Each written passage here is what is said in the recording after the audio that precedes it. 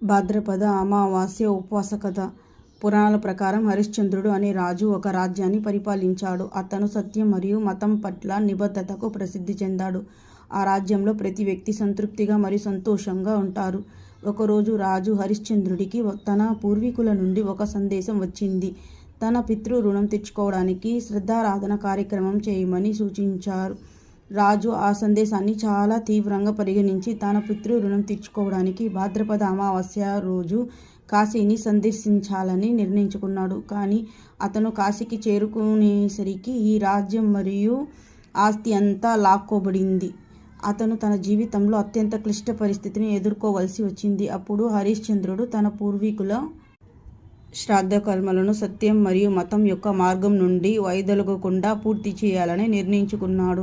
దీనికోసం అతను తన సర్వస్వాన్ని దానం చేసి వారి పూర్వీకుల రుణం నుండి విముక్తి పొందడానికి కాశీ శ్మశాన వాటికలో పనిచేయడం ప్రారంభించాడు. భాద్రపద అమావాస్య శుభదినం నాడు రాజు గంగా నది ఒడ్డున పవిత్ర స్నానం చేసి తర్పణం మరియు శ్రద్ధా కర్మలు చేశాడు.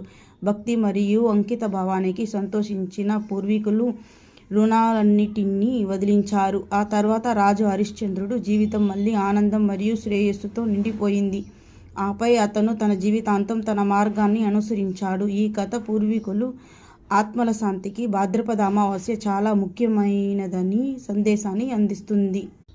ఈ రోజున పూజ, తర్పణం మరియు శ్రద్ధలను ఆచారాల ప్రకారం నిర్వహించడం ద్వారా భక్తుల తమ పూర్వీకులు ఆశీర్వాదాలను పొందవచ్చు మరియు జీవితంలోని కష్టాల నుంచి ముగించి సంతోషంను పొంది మన జీవితం ఉద్దేశం విజయం వైపుకి వెళ్ళేలా దారితీస్తుంది.